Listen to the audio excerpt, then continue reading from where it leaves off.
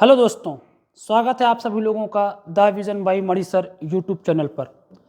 आज हम आप लोगों के बीच में एक नया टॉपिक लेकर आए हैं और हाल ही में आपने देखा भी होगा कि हाल ही में एक 16वें वित्त आयोग का गठन किया गया है। तो आने वाली आगामी परीक्षाओं में हम लोगों से पूछा जाएगा कि जो 16वां वित्त आयोग है उस 16वें वित्त आयोग के अध्यक्ष कौन थे। और अगर आपने 2023 का पीसीएस का पेपर देखा होगा तो 2023 के पीसीएस के पेपर में हम लोगों से वित्त आयोग से क्वेश्चन पूछा भी गया था। तो उन्हीं परीक्षाओं को ध्यान में रखते हुए, आगामी परीक्षाओं को ध्यान में रखते हुए इस वित्त आयोग से हमसे पेपर में क्या क्वेश्चन बन सकता है, क्योंकि जब हाल ही में इस 16वें वित्त आयोग का गठन किया गया है तो कहीं ना कहीं आने वाले पेपरों में हम लोगों से क्वेश्चन पूछा जाएगा। तो आज सिर्फ हम आपको ये नहीं बताएंगे कि 16वें वित्त आयोग का कौन अध्यक्ष है, वो तो आपको पता ही चल गया होगा। साथ में ये भी जानने का प्रयास करेंगे कि आखिर होता क्या है ये वित्त आयोग, क्या काम होता है इस वित्त आयोग का, भारतीय संविधान के अंतर्गत क्या इस वित्त आयोग का कोई प्रावधान है, क्या भारतीय संविधान के किसी अनुच्छेद में इस वित्त आयोग का उल्लेख किया गया है। तो इन्हीं सारे प्रश्नों का जवाब आज आपको मिलेगा मणि सर के द्वारा। तो आइए समझते हैं इस वित्त आयोग के बारे में। तो हम लोगों को जिस आयोग के बारे में चर्चा करनी है वो आयोग है हमारा वित्त आयोग। कौन सा है? वित्त आयोग। इस वित्त आयोग से संबंधित हम लोग बनाएंगे एक चार्ट, बस मुश्किल से 2 चार्ट बनेंगे और इस 2 चार्ट में इस वित्त आयोग का काम हो जाएगा समाप्त। मतलब अगर आप हमारे बीच रहे 20 मिनट तक तो इस 20 मिनट में आप 2-3 प्रश्नों को बहुत आसानी से आप हल कर सकते हैं। और ऐसे प्रश्न चाहे वो छोटी परीक्षाएं हों या बड़ी परीक्षाओं में, आने वाली परीक्षाओं में यहाँ से कोई ना कोई प्रश्न पूछा जाएगा। तो शुरुआत करते हैं सबसे पहले वित्त आयोग के बारे में। तो भारतीय संविधान में एक अनुच्छेद है और भारतीय संविधान में जो अनुच्छेद है उस अनुच्छेद का नाम है अनुच्छेद 280 फर्स्ट। क्या नाम है? अनुच्छेद 280 फर्स्ट।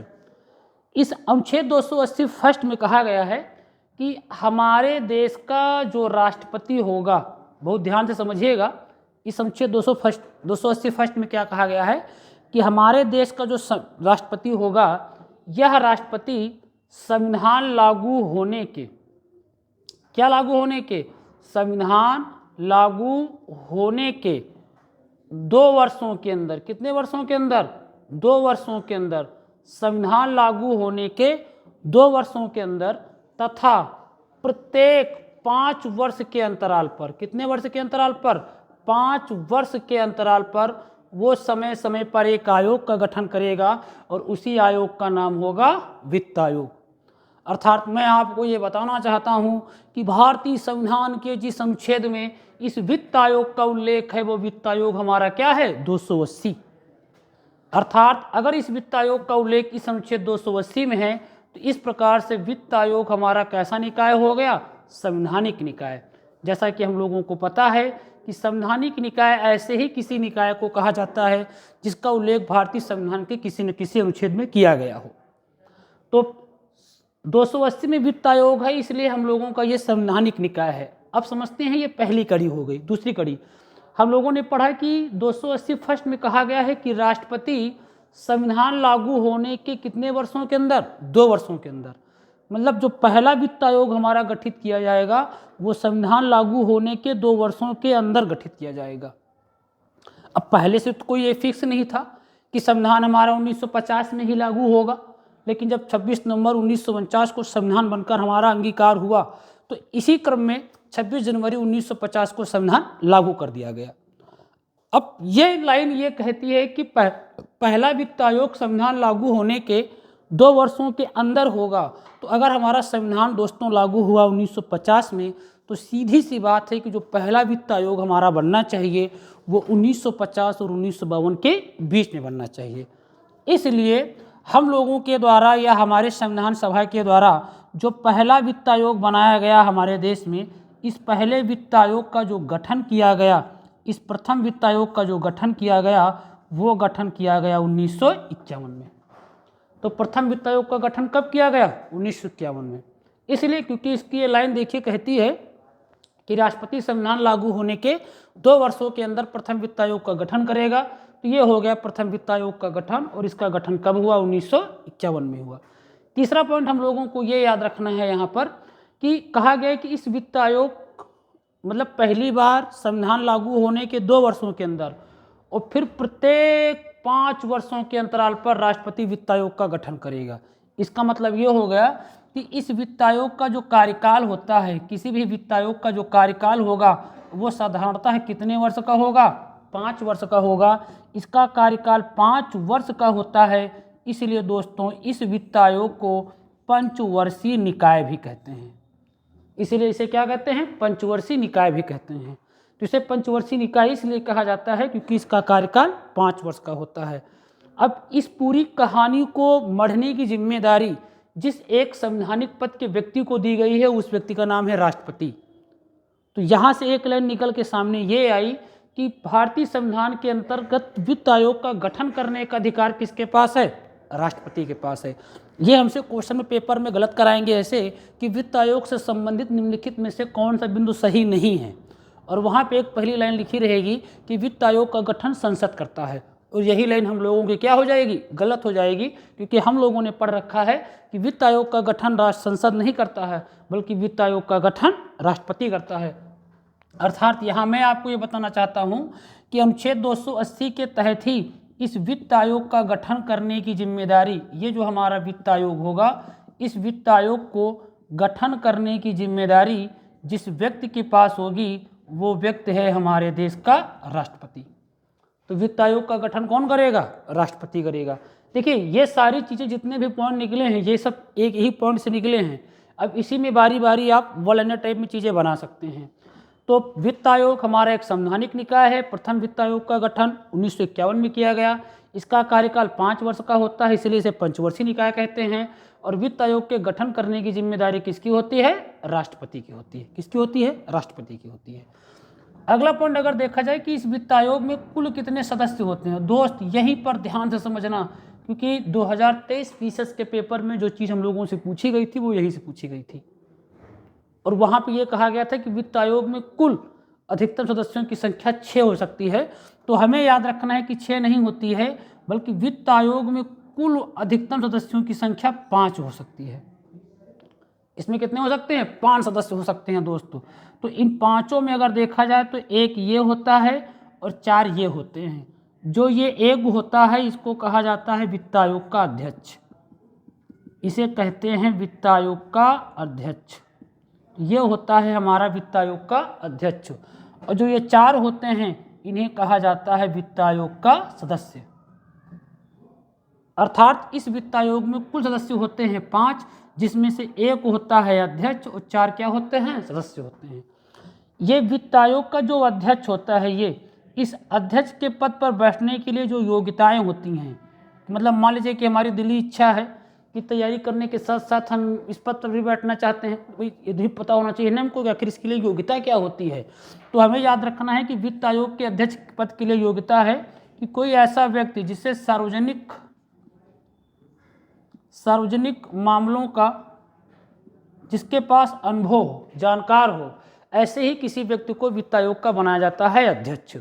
तो सार्वजनिक मामले से जुड़े विषयों की जिस व्यक्ति को जानकारी होती है उसी को बनाते हैं वित्त आयोग का अध्यक्ष।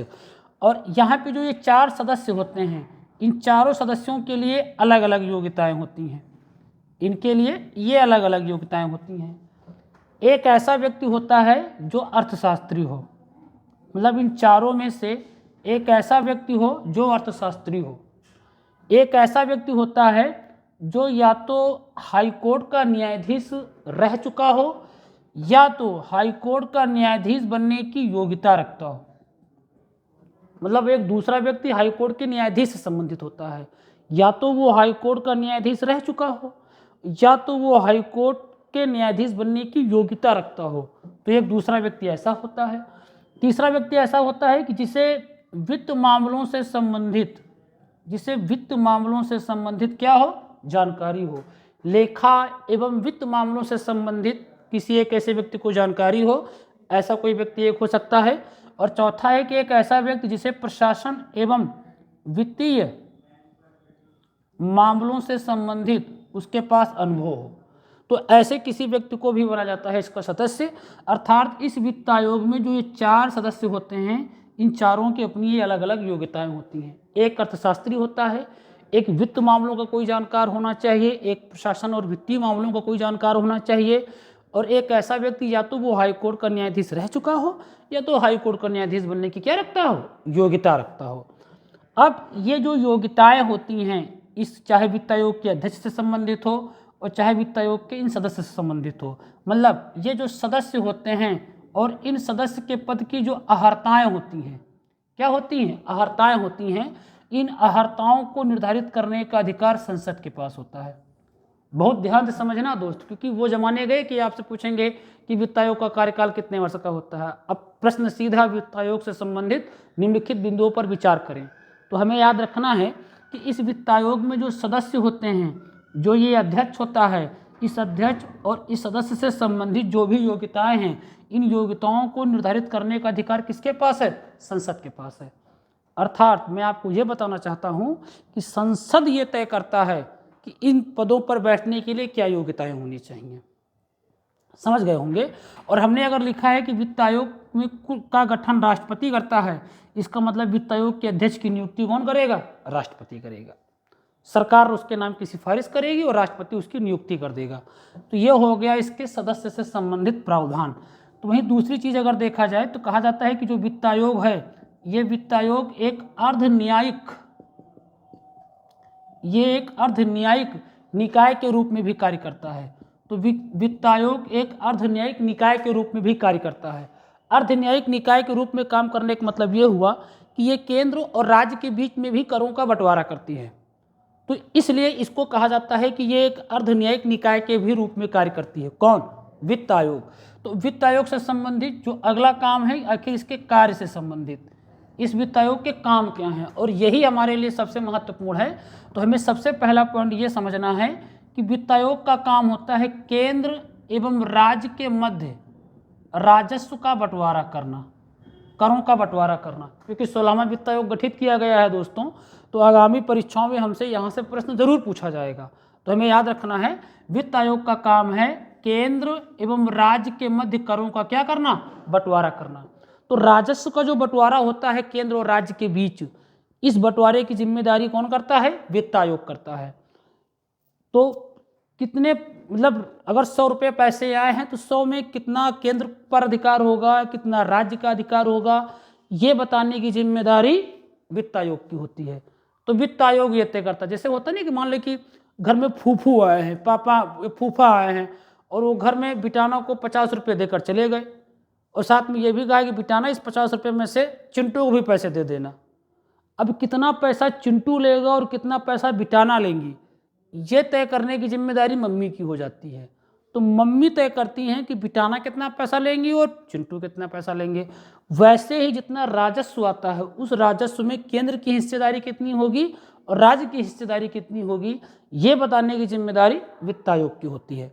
इसका जो दूसरा कार्य है दोस्त, उस दूसरे कार्य को ये देखा जाए कि इसका काम ये होता है कि राज्यों को सहायता के रूप में अनुदान दिया जाता है, सहायता अनुदान राशि।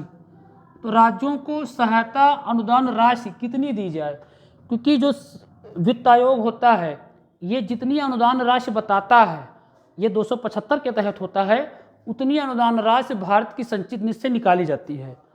और वित्त आयोग के द्वारा जो भी सहायता अनुदान राशि बताई जाती है राज्यों के लिए, और जो केंद्र की संचित निधि से निकाला जाता है, ये केंद्र की संचित निधि पर क्या होता है, भारित होता है। तो राज्यों के राजस्व में केंद्र के द्वारा कितनी सहायता अनुदान राशि के रूप में मिलनी चाहिए केंद्र के द्वारा, इस बात का भी प्रावधान यही वित्त आयोग करता है।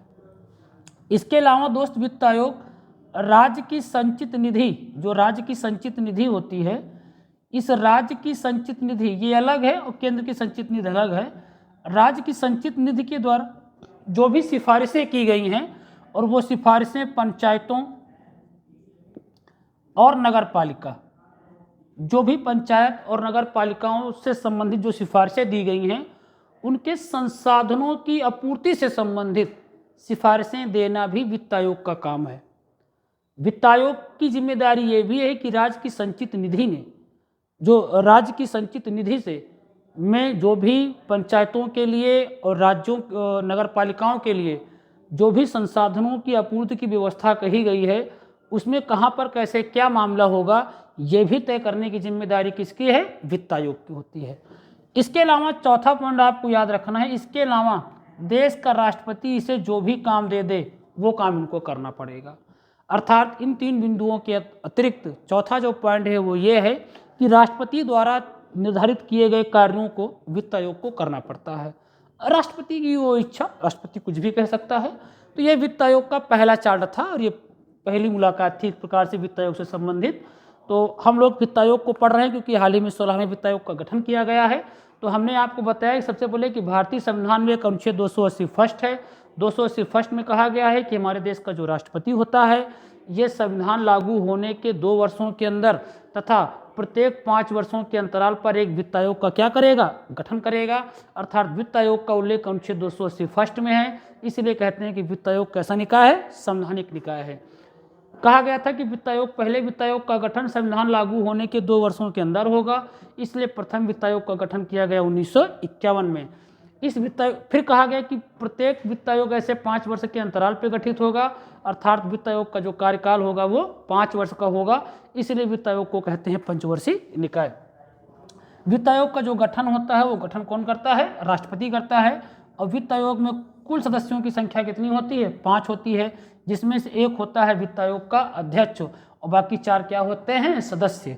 जो अध्यक्ष होता है वो सार्वजनिक मामलों का कोई जानकार व्यक्ति होता है और सदस्य के लिए अलग अलग योग्यताएं हैं। एक अर्थशास्त्री होना चाहिए, एक हाई कोर्ट का या तो न्यायाधीश रह चुका हो या उससे संबंधित योग्यता रखता हो, एक वित्तीय मामलों का जानकार होना चाहिए और एक वित्त मामलों का जानकार होना चाहिए। और इसके अलावा इनकी अहर्ताओं से संबंधित जो भी नियम कानून बनाने का अधिकार है वो संसद के पास है और ये एक अर्धन्यायिक निकाय के रूप में कार्य करती है। इसके अपने 4 कार्य हैं। केंद्र और राज्य के मध्य करों का बंटवारा करना, राज्यों को सहायता अनुदान राशि के रूप में बताना, वो जो भारत की संचित निधि पर भारित होता है, और राज्य की संचित निधि किसी सिफारिश पर पंचायतों और नगर पालिकाओं के संसाधनों की आपूर्ति से संबंधित मामला। इसके अलावा राष्ट्रपति इसको अतिरिक्त जो भी कार्य दे उन सारे कार्यों को वित्त आयोग को निभाना पड़ता है। तो ये हमारा अपना वित्त आयोग है, इससे संबंधित आप शॉर्ट स्क्रीन इसका ले लीजिए। अब इससे संबंधित दूसरा चार्ट अगर हम लोग देखें तो दूसरा चार्ट क्या बनेगा, कैसे क्या मामला है, इसके बाद फिर ये वित्त आयोग टॉपिक समाप्त हो जाएगा।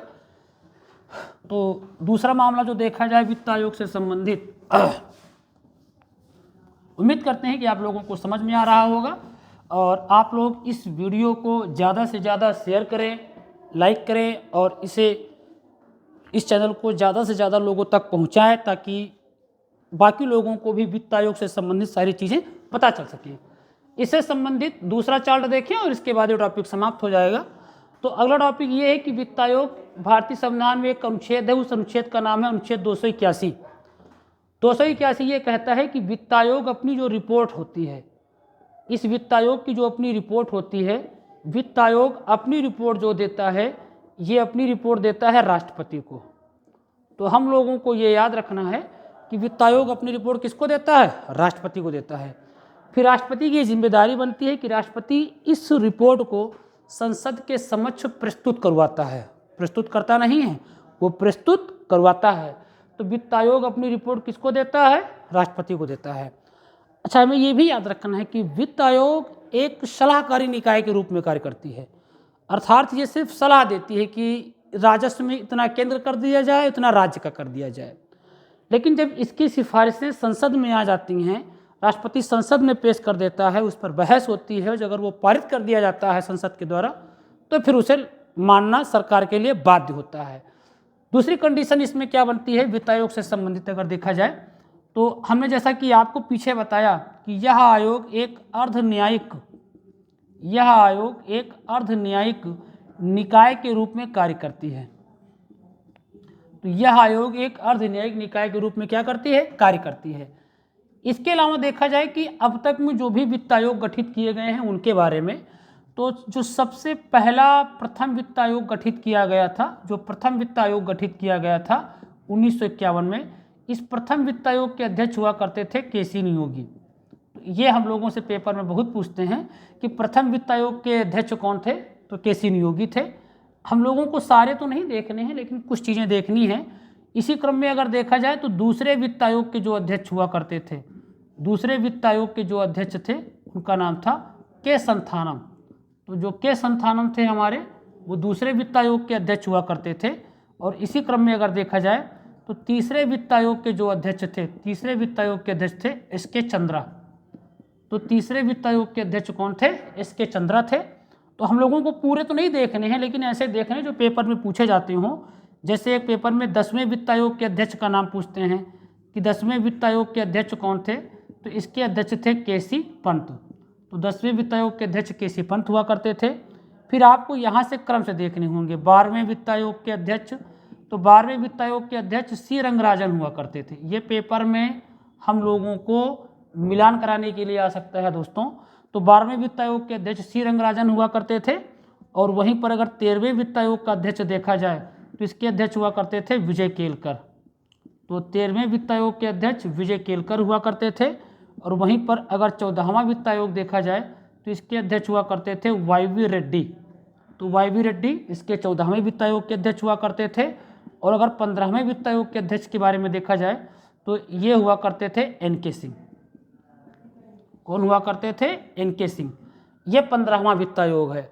और हाल ही में, अभी 2 दिन मुश्किल पहले ही, हाल ही में सरकार ने 16वें वित्त आयोग का गठन किया है। इस 16वें वित्त आयोग का क्या किया है? गठन किया है। और इस 16वें वित्त आयोग का जो गठन किया गया है, इसके जो अध्यक्ष बनाए गए हैं वो बनाए गए हैं अरविंद पनगड़िया। तो इसके अध्यक्ष कौन बने हैं? अरविंद पनगड़िया। तो हमें याद रखना है कि 16वें वित्त आयोग के अध्यक्ष कौन बने हैं? अरविंद पनगड़िया बने हैं। और इस 16वें वित्त आयोग के जो वित्त सचिव बनाए गए हैं वो ऋत्विक रंजन जी बनाए गए हैं। और अरविंद पनगड़िया के बारे में अगर देखा जाए तो ये कोलंबिया विश्वविद्यालय के ये अर्थशास्त्री थे और ये वहाँ के अध्यक्ष भी रह चुके हैं। इसके अलावा अगर देखा जाए तो ये नीति आयोग जो इसी गवर्नमेंट के द्वारा गठित की गई एक संस्था थी, ये नीति आयोग के पहले उपाध्यक्ष थे। तो ये नीति आयोग के उपाध्यक्ष भी रह चुके हैं, एक देश के बहुत प्रसिद्ध जीवी अर्थशास्त्री भी हैं। और इन्हीं के कंधों पर 16वें वित्त आयोग की जिम्मेदारी दी गई है। ये जो 16वां वित्त आयोग है, ये अपनी जो रिपोर्ट देगा, ये रिपोर्ट देगा अक्टूबर 2025 में। तो ये अक्टूबर 2025 में अपनी रिपोर्ट देगा। फिर इस 5 साल में ये अपना काम देखेगा। इस 2023 से 2025 तक में ये अपना काम करेगा। ये जो भी सिफारिशें देगा, इसकी सिफारिशों को लागू किया जाएगा 2026 से 2031 तक। अर्थात 16वें वित्त आयोग की जो सिफारिशें लागू होंगी वो 2026 से 2031 तक लागू होंगी, क्योंकि 15वें वित्त आयोग की सिफारिशें 2021 से 2026 तक हैं। अब इसकी सिफारिशें लागू होंगी 2026 से 2031 तक। तो ये अक्टूबर 2025 में अपनी रिपोर्ट दे देगा और बताएगा कि केंद्र और राज्य के बीच में ये प्रावधान किया जाए। जो भी ये सिफारिशें देगा उसे 2026 से 2031 तक लागू कर दिया जाएगा। अर्थात अगर हम लोगों से पूछा जाए कि 16वें वित्त आयोग की समयावधि क्या है, तो हम जवाब देंगे 2026 से 2031। और इसके अध्यक्ष कौन हैं? ये अरविंद पनगड़िया हैं। तो ये वित्त आयोग से संबंधित एक महत्वपूर्ण टॉपिक था, एक छोटी सी मुलाकात थी। और इस मुलाकात के तहत हमने एक बड़ी चीज़ आपको बताने का प्रयास किया। उम्मीद करते हैं कि ये क्लास आपको पसंद आई होगी। जो चीज़ें बताई गई हैं ये आपको समझ में भी आई होंगी। और आप हमारे इस चैनल को ज़्यादा से ज़्यादा सब्सक्राइब करें, लाइक करें और शेयर करें। आगामी परीक्षाओं की तैयारी एक रणनीतिक तरीके से करते रहें। समय समय पर जो भी महत्वपूर्ण टॉपिक हैं उन पर हम वीडियो बनाकर आप तक पहुंचाते रहेंगे। तो आज की मुलाकात इसी एपिसोड तक, बाकी मुलाकात next episode. Okay, thank you class. जय हिंद, जय भारत।